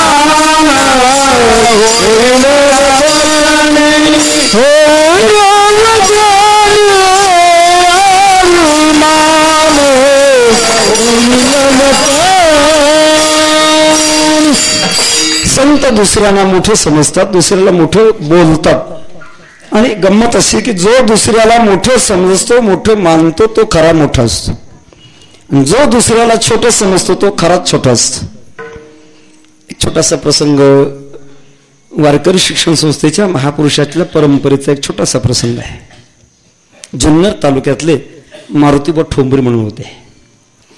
त्यांची पूर्व अवस्था अशी होती की ते सगळे स्वैराचारीच होते. त्यांच्याबरोबर नेहमी 2 अंगवस्त्र असायची आणि अशा अवस्थेमध्ये नेहमी त्यांचं जीवन तसंच चालायचं. प्रत्यक्षात तमाशा सुद्धा करायची असं म्हणतात. योगायोगाने मित्राच्या आग्रहानुसार आणि आळंदीला ते आले, पण येत असताना 2 अंगवस्त्र बरोबर घेऊनच आले. योगायोगाने वैकुंठवासी स्वानंद सुन्याशी गुरुनाम गुरु जोग महाराज आळंदीला होते आणि आळंदीला दर्शनाकरता त्यांच्या मित्रांनी मारुतीबा ठोंबऱ्यांना घेऊन गेले. मारुतीबा ठोंबऱ्यांनी जोग महाराजांच्या पायावर डोकं ठेवलंय. डोकं ठेवल्यानंतर जोग महाराजांच्या चेहऱ्याकडे पाहिलं, सांगितलं, काय बुवा, आळंदीला शक्यतो महाराज म्हणण्यापेक्षा बुवा म्हणायची पद्धत जास्त आहे. भागाभागातल्या पद्धती वेगळ्या, कुठं बाबा म्हणतात, कुठं बुवा म्हणतात. आळंदीकडे बुवा म्हणण्याची पद्धत आहे. मारुतीबा ठोंबऱ्यांना जेव्हा जोग महाराजांनी बुवा असं संबोधित केलं तेव्हा मारुतीबा ठोंबऱ्यांच्या अंतःकरणाला तो शब्द लागला. त्यांनी हात जोडले, म्हणे, महाराज मी बुवा कसला? माझ्यासारखा वाईट दुराचारी कोणी जगामध्ये नसताना तुम्ही मला बुवा कसं म्हणता? तेव्हा जोग महाराजांनी सांगितलं, तुम्ही बुवाच आहेत, काळजी करू नका. आणि एवढं दुराची येते त्याचं काय वाट, तुम्ही एक करा, आता हा सगळा दुराचार सोडून द्या. एक मोठं पत्र लिहा, ज्ञानेश्वर महाराजांच्या समाधीजवळ जा आणि माफीपत्र ज्ञानोबारांच्या पुढे समर्पण करा. ज्ञानोबारांच्या समाधीवर डोकं ठेवा आणि मग परत या. मारुतीबा ठोंबरेंनी असं माफीपत्र लिहिलं आणि जोग महाराजांच्या आपलं ज्ञानोबारांच्या समाधीवर ठेवलं, नमस्कार केला. साधू पुरुषांच्या शब्दामध्ये काही विशेष शक्ती असते आणि डोकं ठेवल्याबरोबर संपूर्ण अंतःकरणामध्ये बदल झाला आणि परत आले. जोग महाराजांच्या पायावर डोकं ठेवलं. जे अंगवस्त्र 2 आणले होते त्यांच्या पाया पडून सांगितलं, तुम्ही आता माझ्या आया बहिणी आहात. आणि पुढची जी वाटचाल झाली ती पुढची वाटचाल पूर्णपणे संतत्वाची झाली. म्हणजे मोठी माणसं जी असतात ती सामान्य माणसाला सुद्धा मोठ्या पद्धतीने बोलत असतात.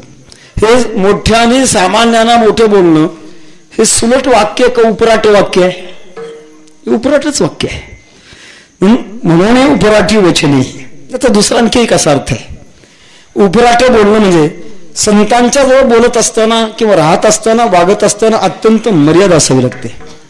संतापासी असावी बहुमर्यादा, संतापासी बहु असावी मर्यादा, संतापासी बहु असावी मर्यादा, संतापासी बहु असावी मर्यादा. फलकटाचा नल्ला उरभोरी, फलकटाचा नल्ला उरभोरी, फलकटाचा नल्ला उरभोरी.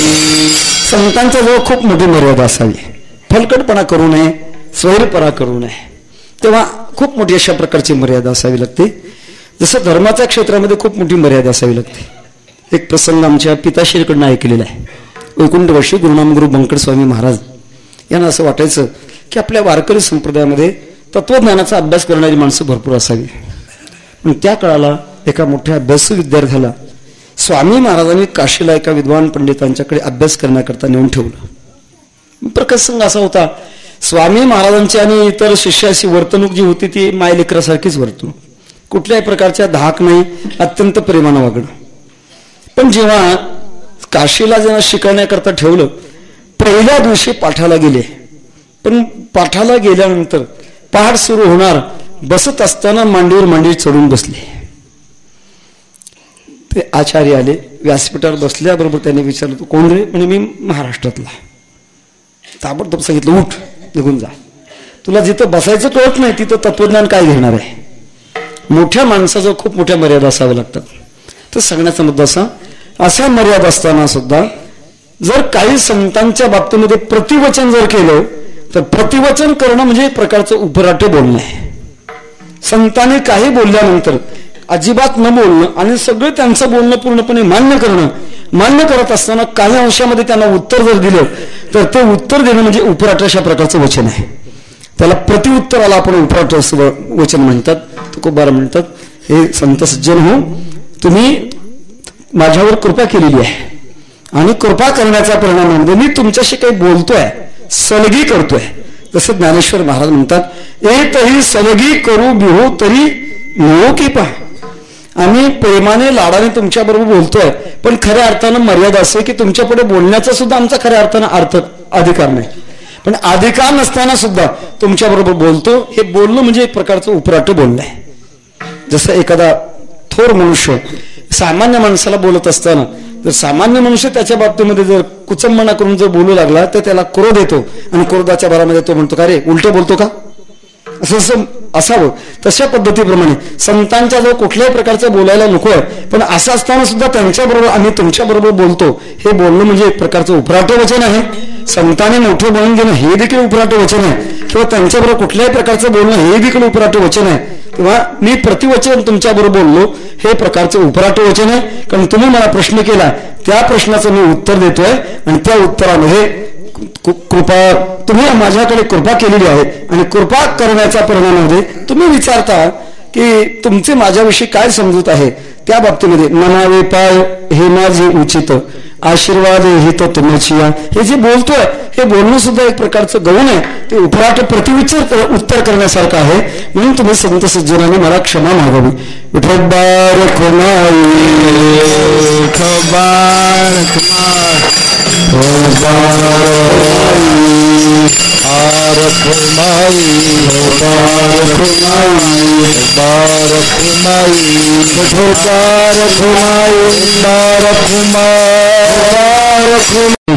अशा कृपेचा तुमचा माझ्या वर्षाव झालेला आहे आणि वर्षाव झाल्यामुळे मी तुम्हाला बोलण्याचा प्रयत्न करतो. तुमच्याबरोबर काही जरी बोलणं म्हणजे एक प्रकारचं उलटं बोलण्यासारखं आहे. आता बोलायला सुरुवात जर झाली आहे तर मग पुन्हा बोलायला काय हरकत आहे. म्हणून जगद्गुरु तुकोबा तिसऱ्या चरणामध्ये पुन्हा बोलायला लागतो की उष्टावळी ते माझे भोजन, उष्टावळी ते माझे भोजन, उष्टावळी माझे भोजन, उष्टावळी ते माझे भोजन. राधावे अंगना केर कुंदे, गाडावे अंगणा केर कुंदे, तुके सावरसन समाये पोटी, तुके सावरसन समाये पोटी.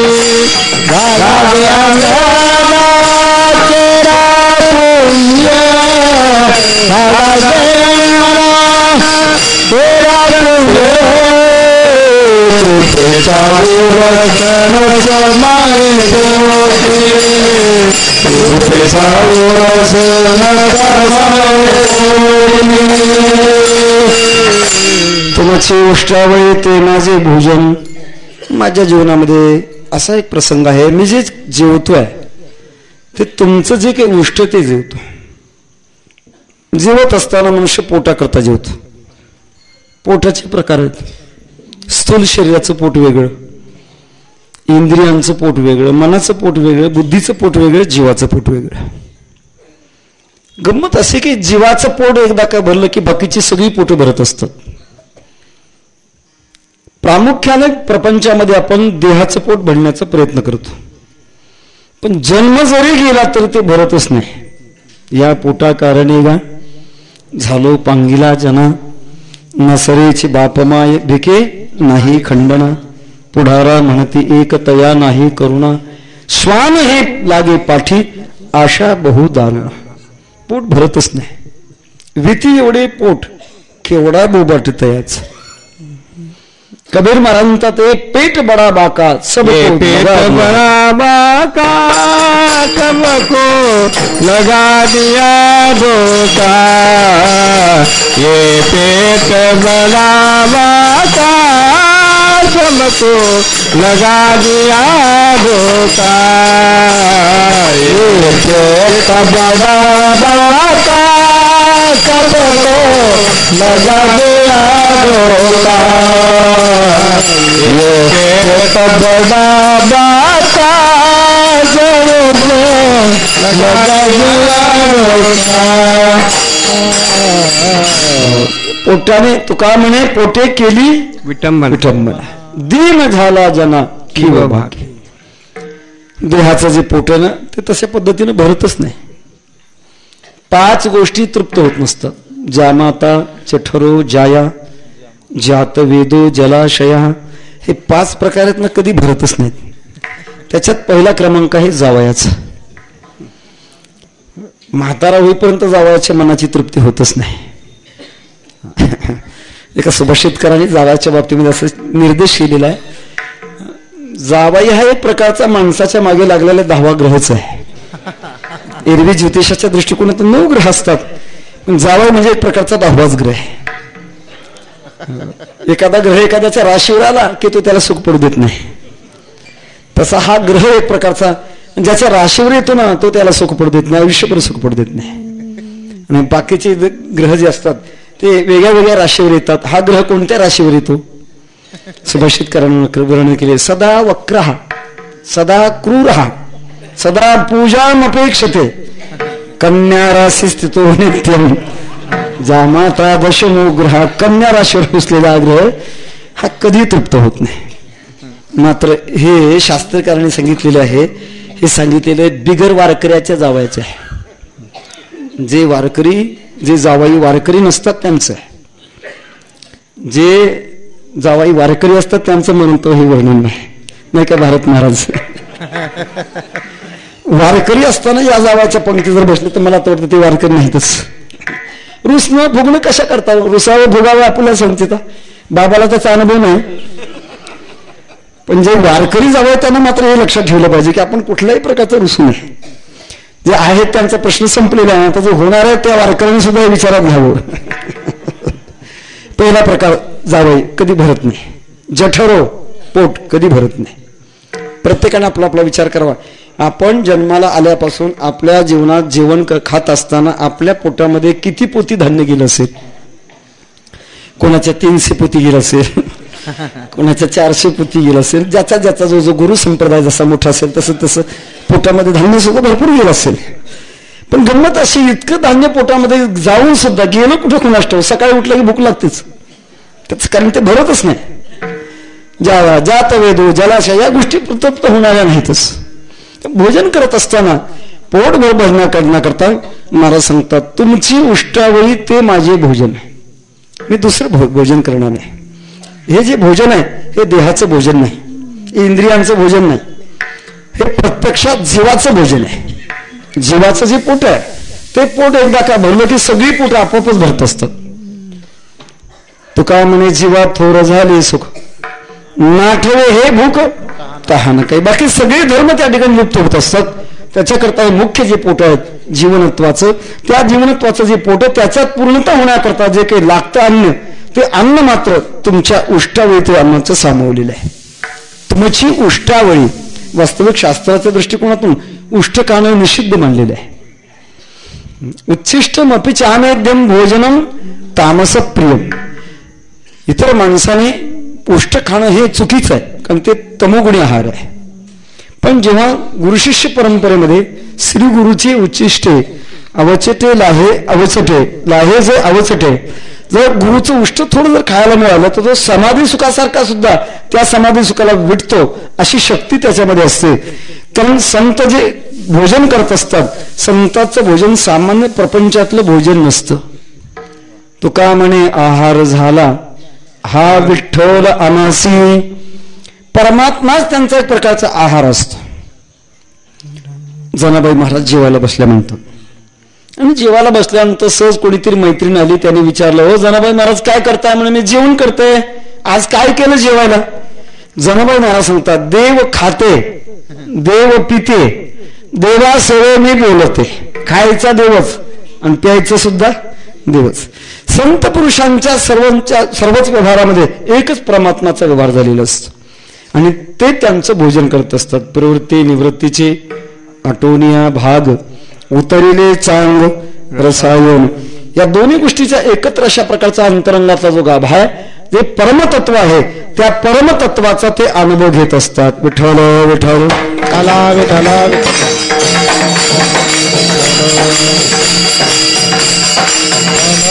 संत त्याचं जेवण करत असतात, आणि जेवण केल्यानंतर मात्र त्यांचं उष्ट उरत असत. होते झाले पोटे,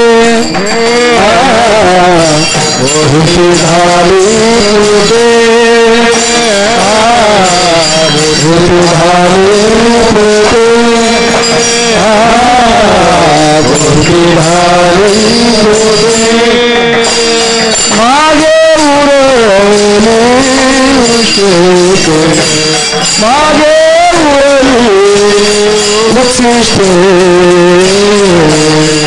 आता जाऊ शोभवित, आता जाऊ शोभवित,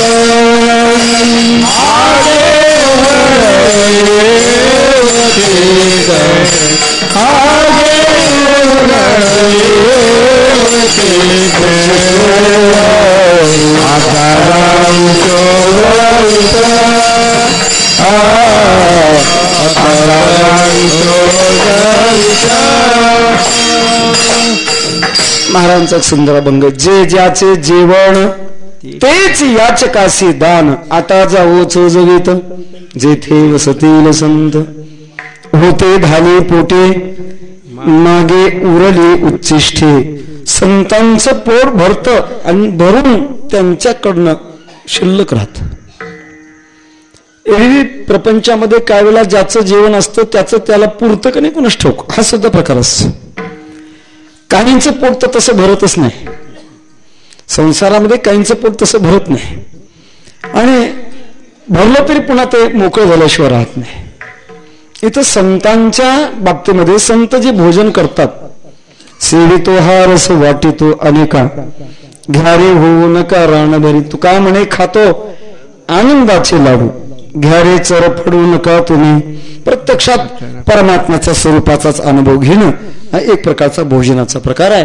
तो भोजनाचा प्रकार संत करतात, पण केल्यानंतर सगळं भोजन त्यांचं संपत नाही. कारण हे भोजन असं आहे, हे न संपण्यासारखंच आहे.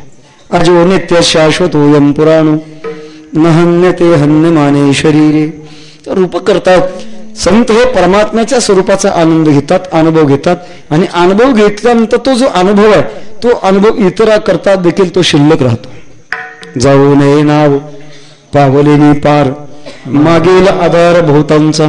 आपल्या मागून कोणी येणार आहे याची त्यांना फार मोठी जाण असते, आणि ती जाण असल्यामुळे त्यांनी जो आनंद घेतलेला असतो तो आनंद जगाकरता सुद्धा शिल्लक राहिलेला असतो.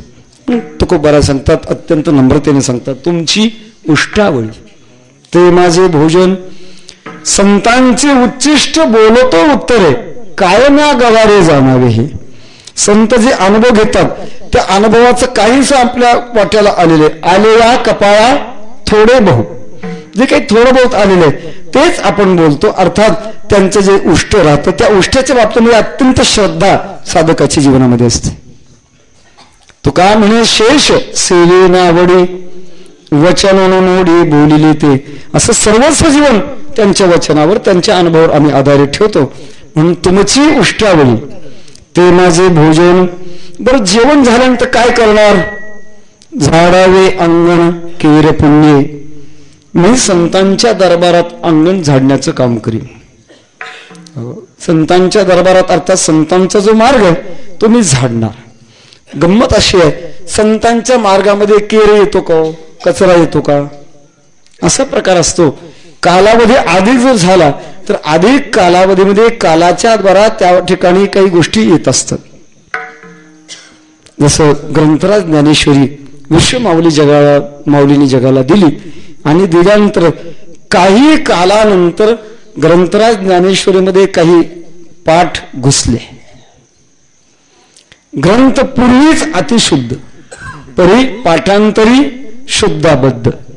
अगोदर शुद्ध असणारा ग्रंथ, पण मात्र त्याच्यामध्ये विसंगती झाली. काही वेळेला भाषेत बदल होतो, काही वेळेला भाषा माणसं बदलतात, बदलून भाषेमध्ये वेगळे वेगळे शब्द घातले जातात. आता सध्याच्या काळामध्ये आपल्या जगातल्या सगळ्या भाषेमध्ये इंग्रजीचे शब्द घुसण्याची फार संधी निर्माण झालेली आहे. त्यातल्या त्यात सुशिक्षित मनुष्य, इथले नाही बरं का, बाहेरचे सुशिक्षित माणसं बोलत असताना 25% इंग्रजीचे शब्द मध्ये घालून बोलतात. बऱ्याच वेळेला मी कौतुक पाहतो महाराज, कीर्तनामध्ये लहान मुलगा जर असला तर त्याला विचारत असतो, बाळा तुला नाहणी कळते का रे? तो सरळ सांगतो नाही. बाथरूम कळतं का? मग म्हणतो होय. नाहणी हा शब्द मराठी तो कळत नाही, पण बाथरूम मात्र इंग्रजी शब्द कळतो. असाच प्रकार होत असतो भाषेचा. जेव्हा भाषेवर अन्य जगातल्या प्रसिद्ध भाषेचं आक्रमण होत राहत असतं तेव्हा भाषेमध्ये वेगळेपणा निर्माण होत असतो. तसाच प्रकार झाला. ज्ञानेश्वर महाराजांनी जी ज्ञानेश्वरी जगाच्या हिताकरता दिली आणि त्याच्यामध्ये काही पाठ घुसले गेले. पाठ घुसल्यानंतर जवळजवळ 300 वर्षाचा कालावधी लुटला. ज्ञानेश्वर महाराज एका सत्पुरुषाच्या आगमनाची वाट पाहत होते आणि जेव्हा ते अवताराला आले आणि आल्यानंतर शांती ब्रह्मैकनाथ महाराजांच्या स्वप्नामध्ये जाऊन ज्ञानोबांनी सूचित केलं, अजान वृक्षाची मुळे कंठासी लागली, येऊन अलंकापुरस्थळी काढलेली, ऐसे स्वप्न होता आलो अलंकापुरी, तव नंदी माझारी देखील. ज्ञानेश्वर महाराजांनी जेव्हा नाथ महाराजांना ज्ञानेश्वरी दिली आणि ज्ञानेश्वरी दिल्यानंतर जी जगात प्रसिद्ध ज्ञानेश्वरी होती ती ज्ञानेश्वरी भाद्रपद मास कपिला षष्ठी या तिथीवर शांती ब्रह्मैकनाथ महाराजांनी ज्ञानेश्वरी पुन्हा शुद्ध केली. त्याचाच अर्थ असा आहे की संतांच्या अंगणातला केर झाडणं. संत मार्गामध्ये काही वेळेला पाखंड जेव्हा घुसत असतं आणि ते घुसलेलं पाखंड बाजूला काढण्याकरता आम्ही प्रयत्न करू आणि संतांचा जो मार्ग आहे तो यथास्थित ठेवू. मार्ग दावून गेले आधी दयानिधी संत तेनेची पण ते चालू जाता, न पडे गुंता कोटे काही, मार्गी बहुत याच गेले साधू संत, नका जाऊ आडोराने असे गरजते पुराणे. असं आग्रहाने संतांचा जो मार्ग आहे आणि संतांची जी साधना आहे त्या साधनेमध्ये कचरा जर आला, कचरा कोणता येतो? पाखंडा मताचा कचरा येतो. पाखंड मत सर्वसामान्य माणसाला सहज सुचत असत. गुरुवारी महाराज सांगायचे, एखादा खेड्यातला मनुष्य जर वारी करण्याकरता पंढरपूरला चालला तर ज्याला आयुष्यात पंढरपूर माहित नाही असा मनुष्य पुढे येतो का, कुठे चाललात? म्हणजे पंढरपूरच्या वारीला चाललो. पांडुरंग परमात्मा काय पंढरपूरलाच काम तो इथे नाही का?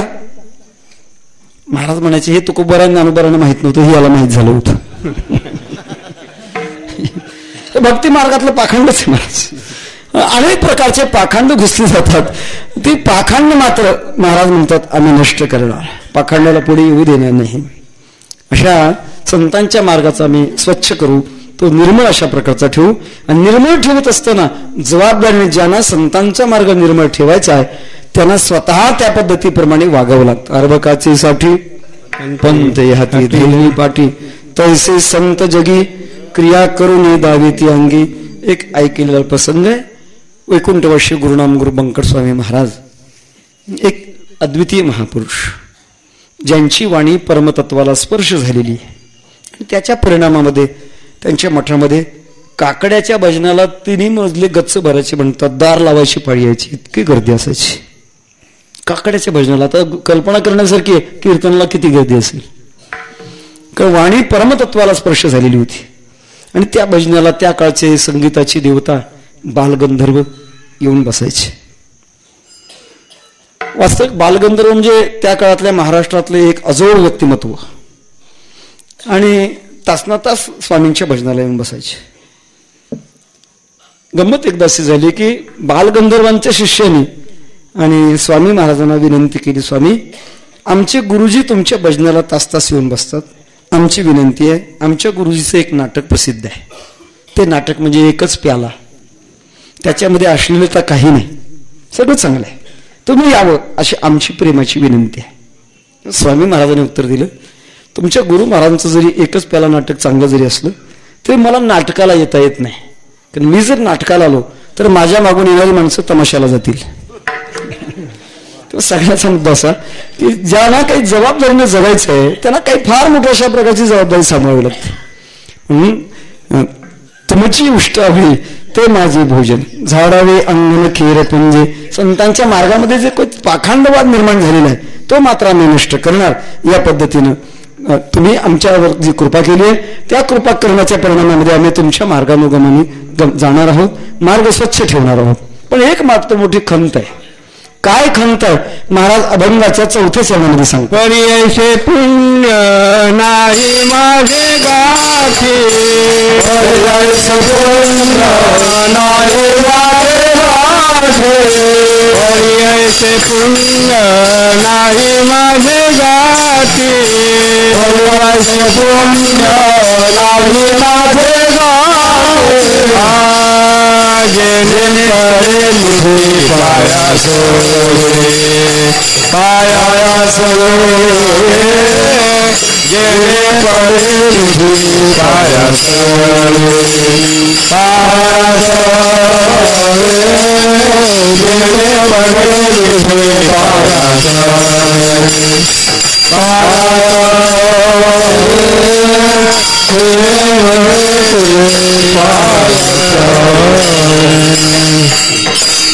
पर्यायचे पुण्य नाही माझे गाठी.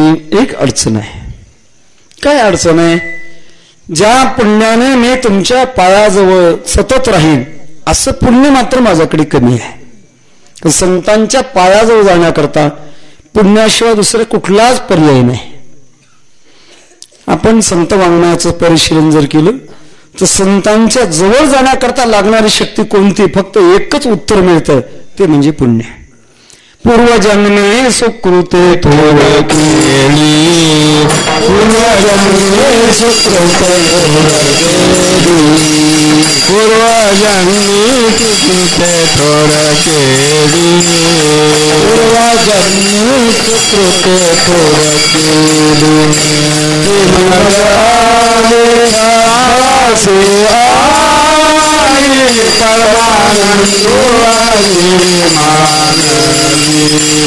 परमानंद परमानंद आज फलासी आज परमानंद परमानंद.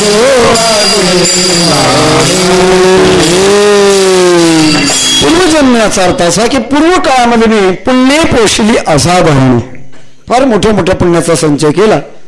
संचय करून देखील ते गाठीत बांधावं लागतं. पुण्य करणं वेगळं आणि पुण्य जवळ शिल्लक ठेवणं वेगळं. काय वेळेला पुण्य करणं सोपं आहे, तसं तर पाहिलं पुण्य करणं सोपं आहे, पण पाप न करणं सोपं नाही. बरं, पुण्य करणं सोपं आहे, पण त्याबरोबर पुण्य सांभाळणं हे त्याहीपेक्षा कठीण आहे. कारण पुण्याचा प्रभाव जो असतो जीवनातला तो काही वेळेला पुण्य नष्ट होऊ शकतं.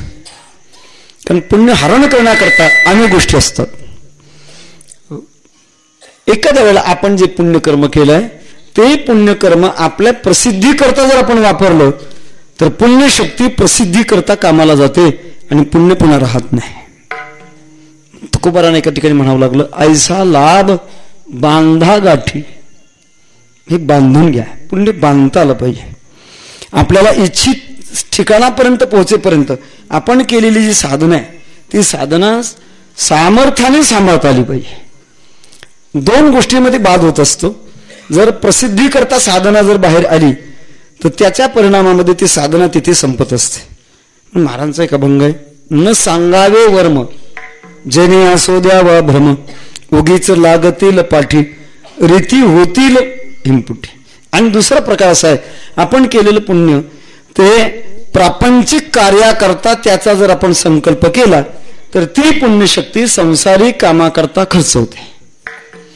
म्हणून आपलं पुण्य सांभाळायचं जर असेल तर वाटतं ते झालं तरी चालेल, पण प्रपंचाकरता आपण केलेली सदाचाराची पुण्याई संकल्पाने खर्च न केली पाहिजे. जर आपण संकल्पाने जर खर्च केली तर त्याच्या परिणामामध्ये आपल्या जवळची पुण्यशक्ती संपत असते. म्हणून पुण्य हे बांधता आलं पाहिजे. मला सांगतात परी ऐसे पुण्य नाही माझे गाठी, माझ्या गाठी मी बांधलेलं असं पुण्य नाही. जेणे राहे मिठी, ज्याच्यामुळे संतांच्या चरणावर माझी मिठी पडेल. जिथं भेट संतांची होण्याकरता पुण्याची कोणती शक्ती हे कळत नाही. कोण पुण्य कोण आगाठी, ज्यासी ऐसी ऐसी भेटी तेव्हा संती सांभाळले दिना. तेव्हा ऐसे नेनो नारायण संती सांभाळले दिना. कोणतं पुण्य झालं कुणास ठाऊक, पण एवढी गोष्ट करी कोणत्या पुण्याने संतांची जवळीक होते हे कळत नाही. फक्त एवढं म्हणता येईल आर्त काम चाल नाही चित्ता, माना मान मोह माया मिथ्या, वर्ते समाधानी जाणून नेनता, साधू भेट देती तेव्हा अवचितारी. या साधनेतून घडणारी पुण्यशक्ती, ती पुण्यशक्ती संतांच्या जवळ मिळते. पण काय वेळेला संत भेटतात, भेटल्यानंतर काही क्षणामध्ये त्यांचा वियोग सुद्धा होऊ शकतो. खऱ्या अर्थानं संतांचं व्यक्तिमत्वाचा एवढा मनावर प्रभाव पडलेला आहे की त्यांच्यापासून दूर जावं असं मनाला कधी वाटतच नाही. संत जना सवे भेटे नव अंग संगती, नव अंग संगती, नव अंग हरिजना सवे भेटी, नव अंग संगती, नव अंग संगती, नव अंग संगती. दोन्ही पाठाचा एकच अर्थ आहे. हरिजना सवे भेटी संत जना सवे भेटी न हो अंग संग तुटी, पडोन राहीन ते ठाई. उगाच संतांची पायी नमागे नकरी खावी, तुझी अनगा विठोबा. कारण संतांचा सहवास हा माणसाच्या जीवनामध्ये आत्मस्वरूपापर्यंत पोहोचवणार आहे. सत्संग शेवधीर म्हणून माणसाच्या जीवनामध्ये पारमार्थिक कल्याण करण्याकरता संतांची संगती अत्यंत महत्वाची आहे. संत संग धरा, तुम्ही हरिभजन करा. ज्ञानोबा म्हणतात एखादी साधना जर करायची आहे तर ती संतांच्या संगतीत केलेली साधना विशेषत्वाने फलद्रूप होते. पै संता सवे वसता, योग ज्ञानी पैसता, गुरुचरण उपासिता वैराग्यस. कारण त्यांच्या सहवासातली जी शक्ती असते त्या शक्तीचा प्रभाव आपल्या साधनेमध्ये पडतो. जर साधना काळामध्ये जर असं तर ज्यांच्यामुळे जीवनामध्ये आनंद प्राप्त होतो त्यांची कधीही तुटी व्हावी असं वाटत नाही. पण मात्र त्यांची तुटी न व्हावी याच्याकरता लागणारं जे पुण्य ते पुण्य मात्र माझ्या जवळ नाही. जगद्गुरु तुकोबारांना बाबाजी चैतन्याने स्वप्नामध्ये भेट दिली आणि मंत्र दिला रामकृष्ण हरी. पण प्रकार असा झाला की बाबाजी चैतन्यांचा सहवास टिकला असं नाही. काय कळे उपजला अंतराय, म्हणून काय त्वरा झाली. त्यांनी अनुग्रह दिला खरा पण त्यांचा सहवास माझा राहिला नाही. पण मनाला असं वाटतं की दोन गोष्टी असतात, काही गोष्टी पाहिजे त्या गरजेनं आणि काही गोष्टी पाहिजे त्या प्रेमानं. दोन्ही प्रकार असतात. काही गोष्टी माणसाला पाहिजे असतात त्या गरजेनं. भूक लागल्यानंतर जेवण करणं गरजेनं का प्रेमानं? ते गरजेनंच पाहिजे असतं. तहान लागल्यानंतर पाणी पिणं गरजेनंच लागत असतं. थंडी वाजवला नाही तर अंगावर कपडे घेणं गरजेनंच घ्यावं लागत असतं.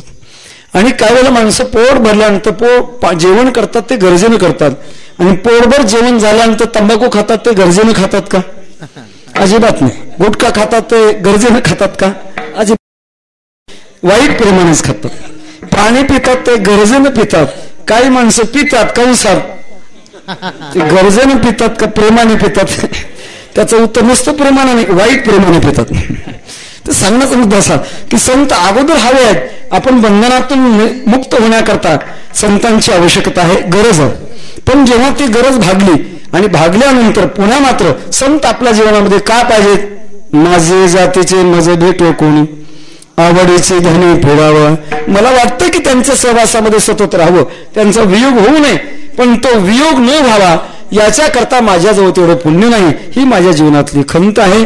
तेव्हा या बाबतीमध्ये त्यांचा माझा वियोग होऊ नये. कारण त्यांचे जीवनातले माझ्यावर झालेले जे उपकार आहेत ते अगणित उपकार आहेत. काय उपकार त्यांनी माझ्या जीवनावर केले शेवटच्या चरणात सांगतात. तुका म्हणे राहे आठवण चित्ती ऐशी कृपा संती केली तुम्ही ऐशी कृपा संती केली तुम्ही ऐशी कृपा संती केली तुम्ही तुका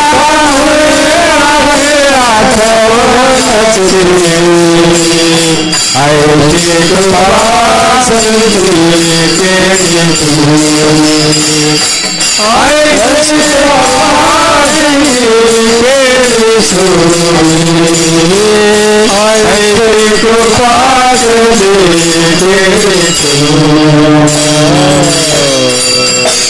आता तुम्ही माझ्यावर कृपा केली आहे, पण त्या कृपेचे माझ्या जीवनात झालेला परिणाम असा आहे की कृपेची माझ्या जीवनात आठवण झालेली आहे. काही गोष्टी आठवणी होतात संतांच्या, आयुष्यभर विसरत नाहीत महाराज. संतांच्या केवळ आठवणीतूनच माणसाच्या साधकाच्या जीवनातल्या काही गोष्टी पुढे चालत असतात. तुम्ही माझ्या जीवनामध्ये अशी काही आठवण दिलेली आहे, कारण आम्ही पहिल्यांदा आठवणीचं तुम्हाला विनंती केली, प्रार्थना केली, आणि तुम्ही असं काही माझ्या जीवनामध्ये कृपा केलेली आहे. त्या कृपा करण्याच्या परिणामामध्ये माझ्या जीवनातली आठवण तुमची कधीच विसरत नाही. कारण एवढा उपकार जगामध्ये कोणीही करू शकत नाही, इतकी कृपा. कारण भौतिक जीवनातून आध्यात्मिक जीवनातला जो सुखकर प्रवास, तो सुखकर प्रवास ज्यांच्या कृपेच्या द्वारे होतो, ज्यांच्या आशीर्वादातून साधना होते, आणि प्रत्यक्षात भगवत स्वरूपाची प्रवेश ज्या कृपेतून होतो, याच्यानंतर जगात दुसरं आठवण राहण्यासारखं आहे तरी काय. माणसाला आठवणी कोणती राहतात? जे प्रसंग सगळ्यात मोठे असतात त्याची आठवण माणसाची विसरत नाही, आणि जे सामान्य असतात त्या गोष्टी माणसाकडनं विसरत असतात. संतांची कृपा ही जीवनामध्ये असामान्य अशा प्रकारची गोष्ट आहे, आणि ती विसरण्याचा जरी प्रयत्न केला तरी ती विसरू शकत नाही. याच्याकरता हे संत सज्जन हो, तुम्ही मला विचारता त्याच्या उत्तरामध्ये मी असं सांगतोय की ऐशी कृपा संती केली तुम्ही माझ्यावर कृपा केली आहे, आणि या तुमच्या कृपेचा परिणाम, तो कृपेचा पाना माझ्या जीवनामध्ये आलेला आहे. पण ही कृपा काय झाली याचं मोडक्या तोडक्या शब्दामध्ये जी बोलतोय, हे बोलणं म्हणजे एक प्रकारचं माझं उलटं बोलणं आहे, प्रतिउत्तर करणं आहे. हे प्रतिउत्तर करणं आपण क्षमा करा अशी संत जनाच्या ठिकाणी प्रार्थना जगद्गुरु तुकोबाराय करतात. ज्ञानेश्वर माऊली ज्ञानराज माऊली ईश्वर माऊली ज्ञानराज माऊली ज्ञानेश्वर माऊली ज्ञानराज माऊली ज्ञानेश्वर माऊली ज्ञानराज माऊली माऊली ज्ञानराज माऊली ज्ञानेश्वर माऊली ज्ञानराज माऊली ज्ञानेश्वर माऊली ज्ञानराज माऊली ज्ञानेश्वर माऊली ज्ञानराज माऊली ज्ञानेश्वर माऊली ज्ञानराज माऊली ज्ञानेश्वर माऊली ज्ञानराज माऊली